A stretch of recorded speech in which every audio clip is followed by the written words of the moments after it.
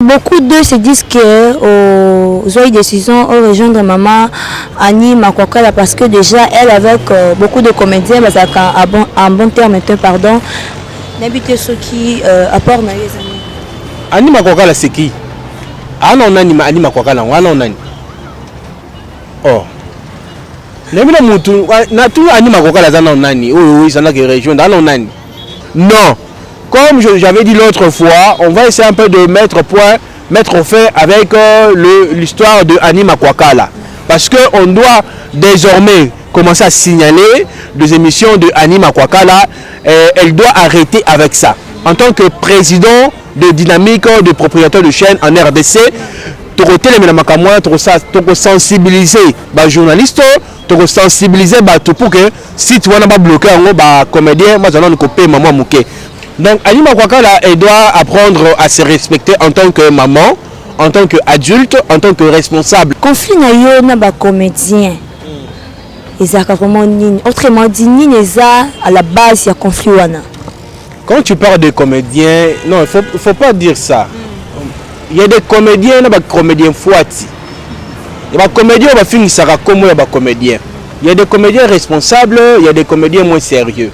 Il y a des comédiens intelligents, il y a des comédiens bazoba babuzoba. Bon ba yeba kela cité importance ya kela c'est pas importance ya musala wana te. Et tant qu'on ba kenga na ba comédien to ko yokana te na comédien ona to ko yokana te. Pona solo na bango nyos. Po so tali la biwo bango nyos ba yakao. Na moni siko so mona siko moni bango nyos ba ye yawa ba yo talanga. Donc nga za un problème ba comédien te ba oyo ba moni ke na problème na bango. Ndenge mona mboka ya msiamba lo ba ke azu grenade afungoli yango amelia kangi Kagame na Rwanda bapanzani.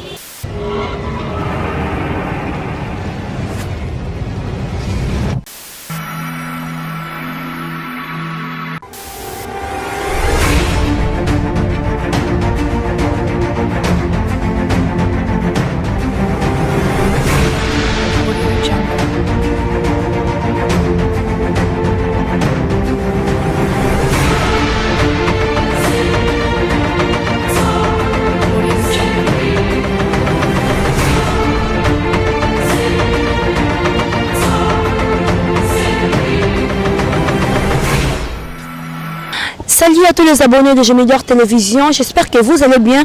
Moi aussi je vais bien par la grâce de Dieu. Merci de nous refaire encore confiance et de suivre cette émission grandeur avec Tegra da Silva. Je ne peux pas commencer mon émission sans pourtant couper sa dédicace à mon patron de Ondinga, sans oublier mon cordon, Dieu, mon dire, sans plus tarder, nous allons au vif de notre émission.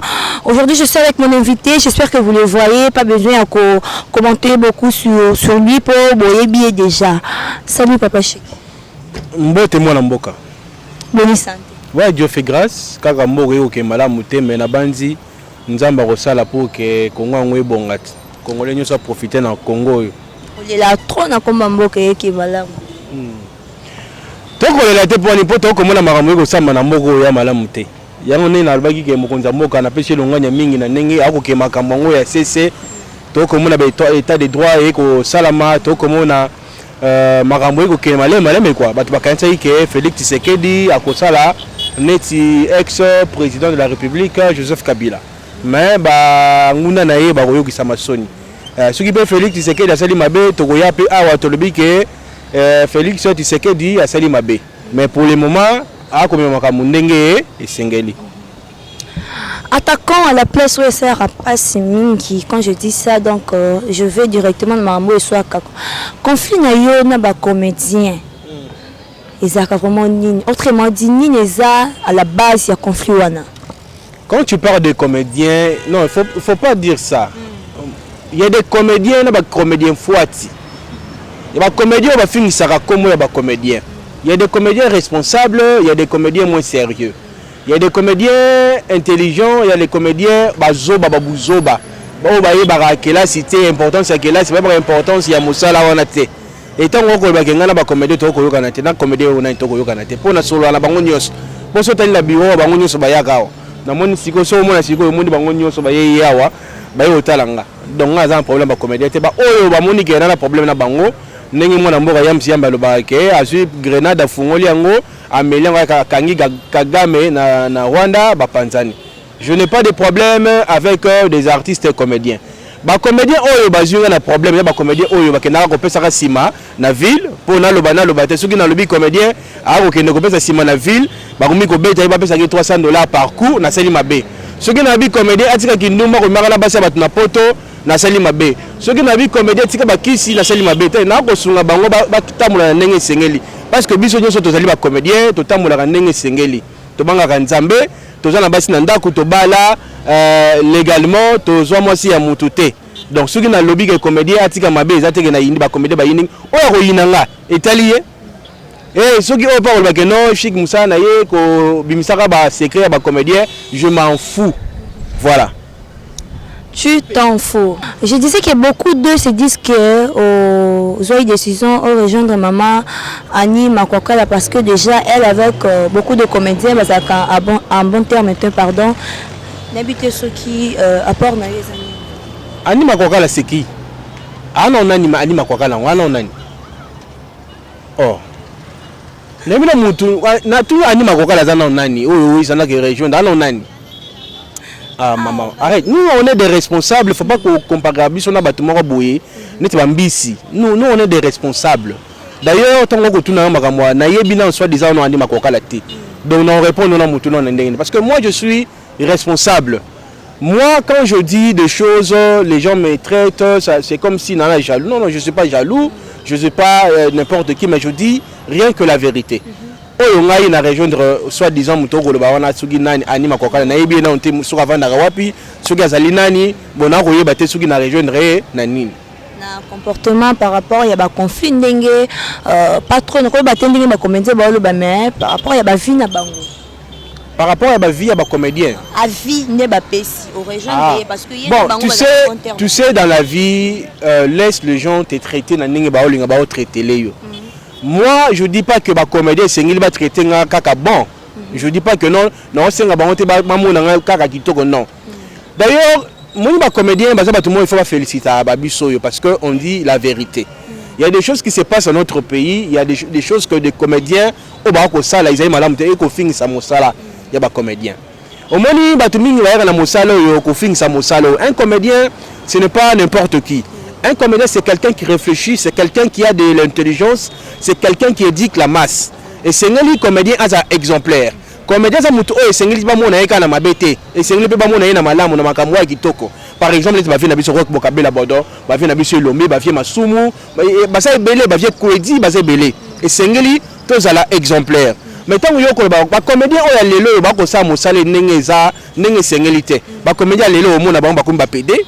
Ba comédien lelo ba ko keno sima ba kisi ba comédien lelo au monde ba kena ko kanga ba na poto ba comédien lelo n'importe quoi ba ko sala ba o sengélité ba miso ba moko sa o ba telinga poison ba miso so boy na boy nyonso wana e ko fingisa ba comédien donc soki ngai na telemeli makamwa na mabeni nyo nga na sali mabete na fingi mutu te na lobi c'est vérité sembo ni na lobi vérité o ko mona ke maramushika ko loba e ko tuka ngai etali obeye nga na lobi c'est vérité.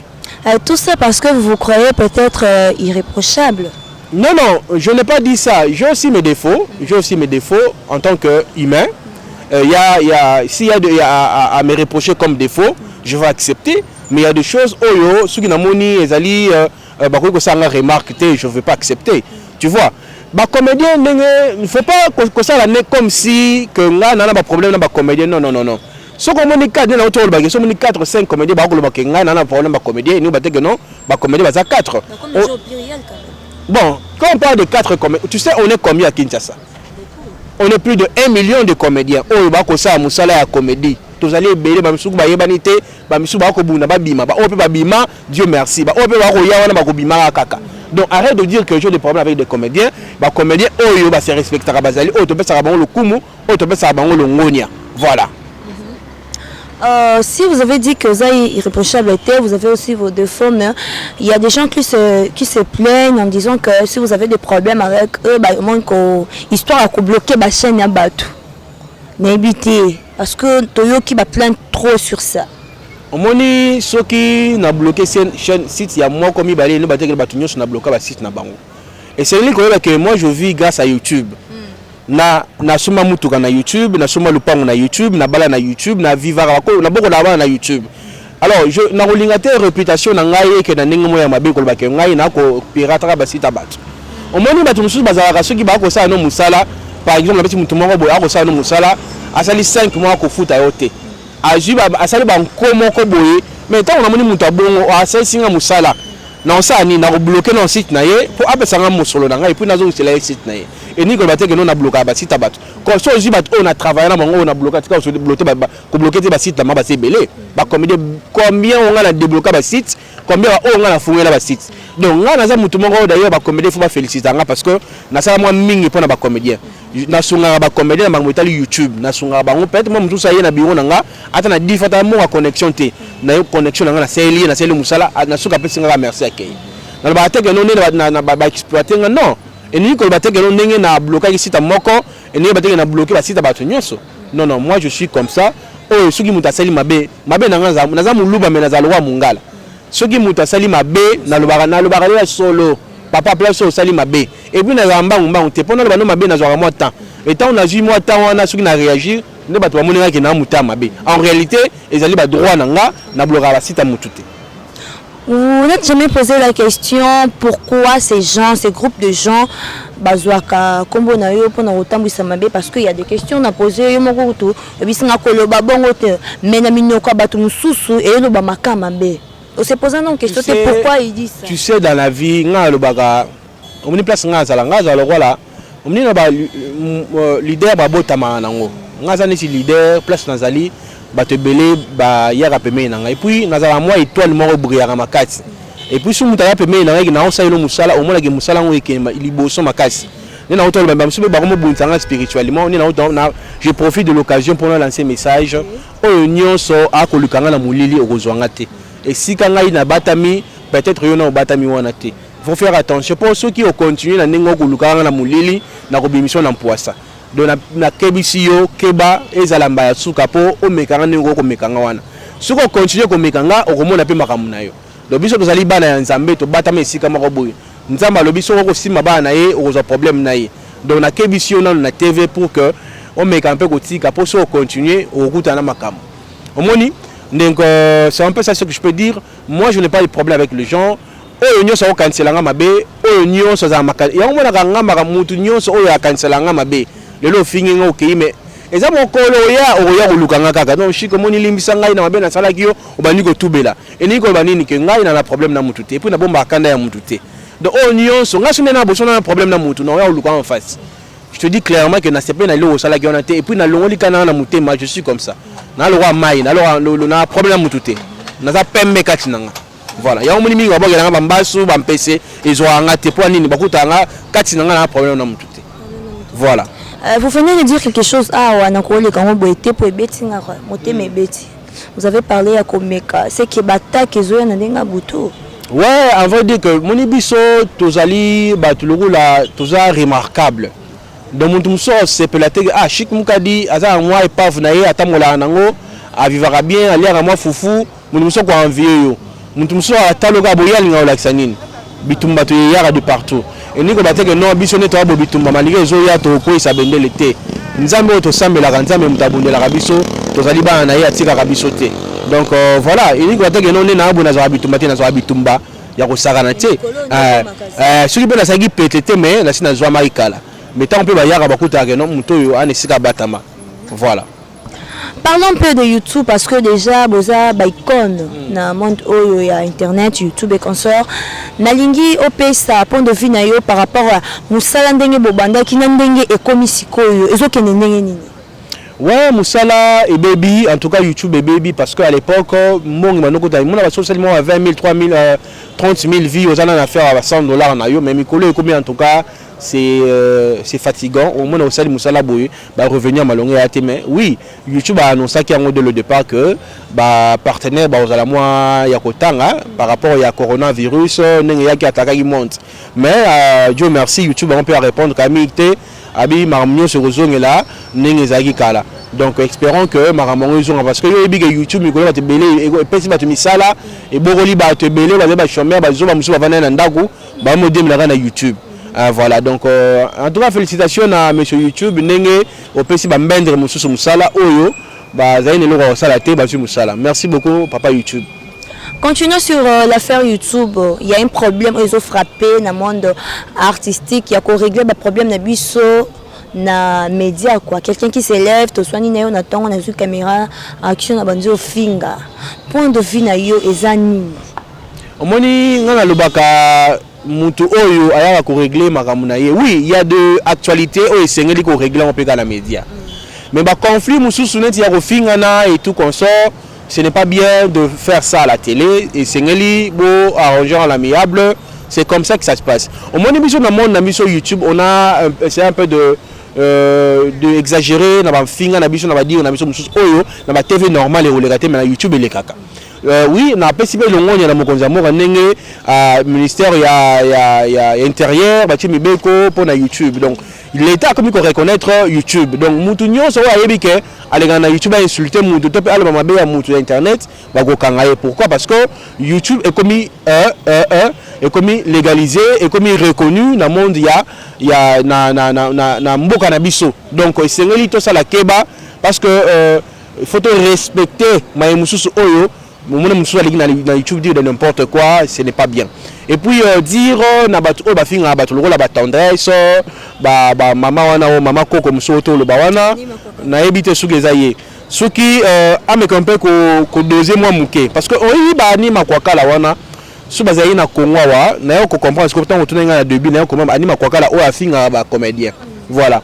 Le plus mal c'est quoi aussi avec le comédien o ba ko encourager ka mwana mwasi wana anima kwa kala oyo azali mukolo oyo na respectaka za plus de 60 ans oyo abotana no pété na ebite mwana oyo alobaka mwana yo na soza mwana ye effectivement pour ceux qui ngana za place na ye na ngana yo que les sonner parce que voir une maman qui se respecte même pas passer à la télé dire de n'importe quoi sur le nom de gens, dire de n'importe quoi sur la vie privée à bateau et ça dit madame il y a moni en mosala et puis moi je regrette beaucoup na bateau ba kota ye ba abonné à Anima Kwakala s'il vous plaît tous ça non ba responsable na insulter binote mais bon tu ko encourager ba bêtise oyo Anima Kwakala a ko sala parce que ba comédien oyo a ko finga wala ba se plus sarabino pe ba comédien na bazana bana ba comédien bazana famille bazana ba oyo ba respectera bango. Bon oui star a mérité la critique mais nenga ya comme la vie privée à bateau et ali sous malamu te donc il faut respecter ba comédien ayi ba nenga nini ya ko sala ba émission contre musa na yeka ko ba actualité et puis surtout ba actualité o mingi muta pesa kaye et ça ba comédien on la comédien moi ben ah moniki ngani kuta sa gibe le belen émission toi c'est pe la na ite to ba finga na ito ba rano na bango abengi Anima Kwakala à cette émission non. Comme j'avais dit l'autre fois, on va essayer un peu de mettre au fait avec l'histoire de Anima Kwakala. Parce qu'on doit désormais commencer à signaler des émissions de Anima Kwakala. Elle doit arrêter avec ça. En tant que président de Dynamique, de propriétaire de chaîne en RDC, tu as sensibiliser les journalistes, tu as sensibiliser pour que si tu vas bloquer un comédien, moi je vais couper maman mouké. Parce que normalement l'autre fois, à finir un comédien, ça les problèmes. Donc Anima Kwakala, elle doit apprendre à se respecter en tant que maman, en tant qu'adulte, en tant que responsable. Parce que Nayo Kwakala, moi c'est signé à un exemplaire. Parce que tant qu'on finit un bateau, et que ça m'a monté. Biso to zala moi respect envers yé mais c'est lié peu ça ba comédien respect voilà. Si vous avez un petit conseil à donner à Anima Kwakala au Kolobani. Bon conseil na ko pesa yé et ko sala soni lelo yo omoni ba vu pe au côté ba vu wa ko sala et les gars 2000 té et en assez à 2000 il y a des gens on va comprendre qui est Anima Kwakala mutu nyonso ko vana té ata ba bêtise Anima Kwakala o asala na TV ko finga ka bato ko baka mabeso bato ti mukolo ko mona ki akotika na bato ba salima émission na ye 50 vues tozana yo ko baba shi ko na raison po esengeli ko yeba que na YouTube tant on transmettre buzoba bato ba kotalo soute il faut faire des émissions oyo bato ba retirer un plus d'émissions wana alors esengeli ba abonner nyonso ya maman Anima Kwakala bo se désabonner parce que c'est pas une chaîne oyo eko sunga bino na makamo ya malunga nakuta ngolinga Anima Kwakala adimona za teka bilambati akoyi kotika site na ye akoteka ba bilamba na ina ya teka wana et c'est tout elle va gagner sa vie et puis ça va au lieu de passer à la télé insulter les gens dire de n'importe quoi sur les gens